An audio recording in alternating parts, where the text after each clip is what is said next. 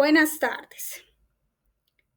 Hoy vengo a hacerles un ejercicio sobre el análisis costo, efectividad, costo y beneficio para el curso de Administración en Salud. El tema es sobre insulina tradicional versus nuevo agente oral. Mi nombre es Carolina Cardona Berrío, hago parte del grupo 303 del tercer semestre de Administración en Salud. La actividad es con el docente Alexander Carvajal. Bueno, primero, nuestro caso es: un hospital público busca optimizar el tratamiento para pacientes con diabetes de tipo 2. Actualmente la insulina tradicional es el tratamiento estándar con un costo promedio anual de 800 pesos, que sería nuestro costo A. Un nuevo medicamento oral ha sido introducido en el mercado con un costo anual de 1.200 pesos por paciente, que sería nuestro costo B. Ambos tratamientos tienen tasas de efectividad en el control de la hemoglobina glicosilada. La insulina tradicional reduce los niveles del azúcar en un promedio de 1.5%. El nuevo agente oral reduce los niveles del azúcar en un promedio del 2.0%. El hospital necesita decidir si el nuevo medicamento debe incluirse en su lista de tratamientos, analizando los costos de unidad adicional o efectividad en la reducción de la hemoglobina glicosilada. Entonces empecemos. Primero, los datos que nos está regalando el caso sería que la insulina tradicional, el costo A es de 800 pesos y que nos reduce la hemoglobina glicosilada, o sea, nuestra tasa de cura en un 1.5%. Nuestro agente oral, que lo llamaremos costo B, tiene un costo anual de 1.200 pesos por paciente, que tendría una tasa de cura del 2.0%.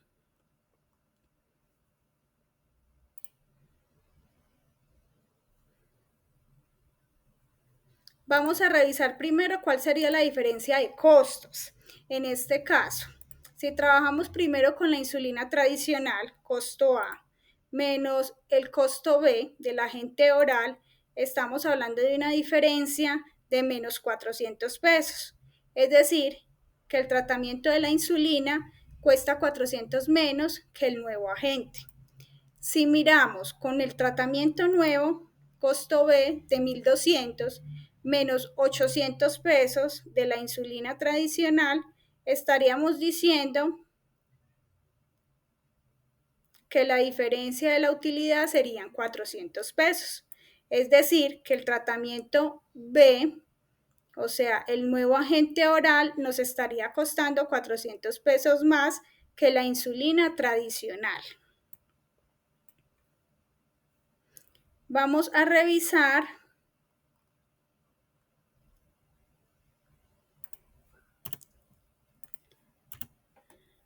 el costo total de reducción en el 1%, que sería el costo dividido la reducción. En este caso, para la insulina, tenemos que es 800 pesos dividido 1.5, estaríamos hablando de 533.33 pesos.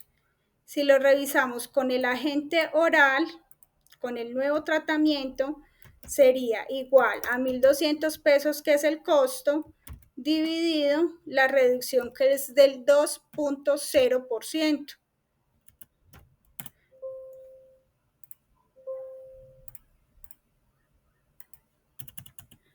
2.0%, que serían 600 pesos. Es decir, ese costo de efectividad de la insulina tradicional quiere decir que 533.33 pesos por el 1% de reducción. En cuanto al nuevo agente oral, estaríamos hablando de 600 pesos, que se calcula el 1% de reducción y que nos da igual a 600 pesos. Vamos a hablar de la diferencia de costos. Ya sabemos entonces, como se explicó por acá inicialmente, cómo vamos a trabajar y a revisar qué tan viable es el nuevo agente oral. que estas serían como unas pastillas, en este caso, 1.200 pesos menos los 800 pesos de la insulina, estamos diciendo que el costo, la diferencia es de 400 pesos de un método al otro. Si hablamos de la diferencia de efectividad, entonces en este caso, si revisamos a simple vista, el medicamento nuevo tiene una efectividad del 2%.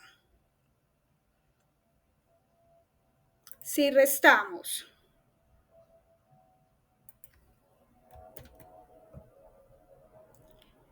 la tasa de cura del 2%, que es del agente nuevo, menos el 1.5, que es de la insulina, estamos hablando de 0.5. Esa sería la diferencia de efectividad.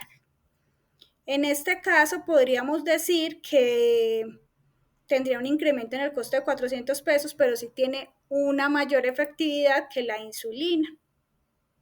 En este caso, entonces, el porcentaje de cura mayor es del 0.5.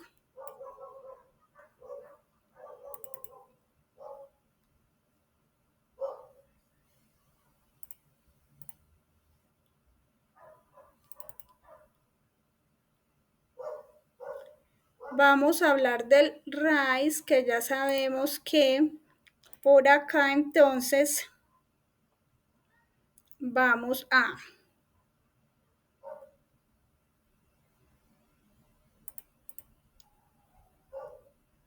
la fórmula sería de la siguiente manera. La diferencia del costo dividido el 0.5 que nos dio en la diferencia de tasa de cura, y eso nos da 800 pesos. Serían los 400 pesos que nos dio en este valor, dividido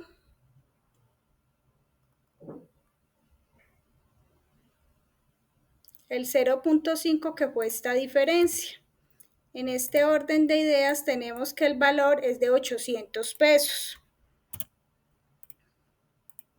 Lo que quiere decir o lo que nos indica que obtener un 1% adicional de control de la hemoglobina glicosilada costaría 800 más con el nuevo medicamento.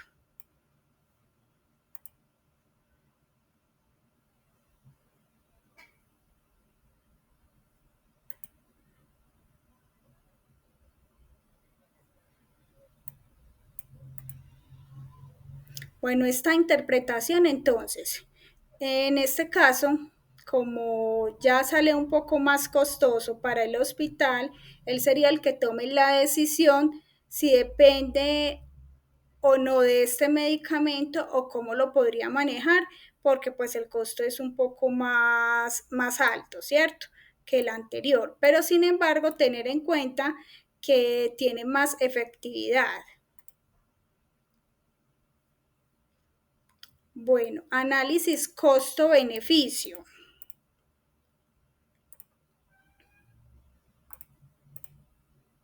Entonces, mi ejemplo se estima sobre un beneficio económico de 250 pesos por paciente en el año. Lo que quiere decir que es como si estuviéramos reduciendo el tema en las hospitalizaciones o un ahorro en cuanto a las hospitalizaciones. En este caso,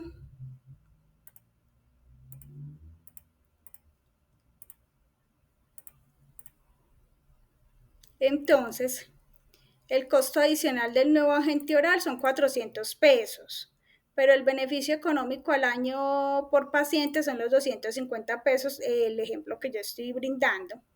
En este orden de ideas, el beneficio neto sería el beneficio menos el costo adicional. Es decir, que esto nos da un valor de menos 150 pesos. Es decir, que si revisamos el índice del costo-beneficio, que es beneficio dividido costo adicional, que son los 250 dividido los 400, eso es igual a 0.625.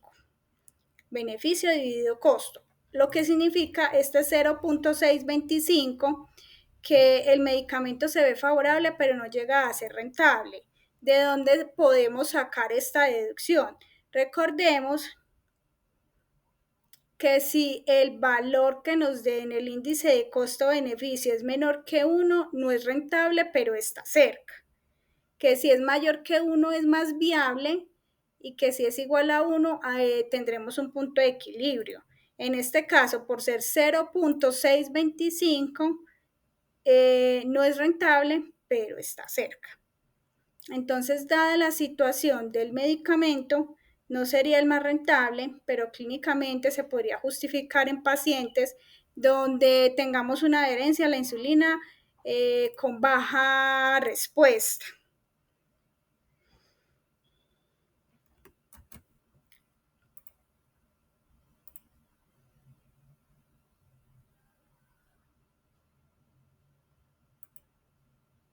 Recomendaciones. Lo ideal sería incluir un nuevo tratamiento para reducir los niveles de hemoglobina, pero en pacientes con baja adherencia a la insulina tradicional, en pacientes con alto riesgo de niveles de glucosa, sería conveniente no reemplazar la insulina tradicional que ya siempre se ha manejado, que es la inyectable, en todos los pacientes. Eso más que todo revisándolo con el tema de las adherencias. También puedo adicionar que en cuanto a las nuevas tecnologías, estamos con una semaglutida oral que ayuda a bajar de peso y reducir los niveles del azúcar en la sangre, de la hemoglobina glicosilada. La tirzepatida, mejor control que la insulina tradicional, habla de una pérdida de peso de manera significativa, o sea, más relevante que la insulina tradicional. Si hablamos de la retatrutida, es un potente fármaco en reducción de la glucosa. Sin embargo, hay que tener en cuenta que actualmente existen nuevas terapias que no solo reducen el azúcar en sangre, sino que también mejoran el peso.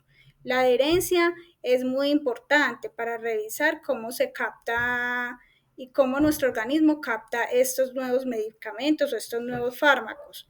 Esto también ayudaría a una posible evolución futura en los protocolos de tratamiento y no requiere de ninguna inyección. Muchas gracias.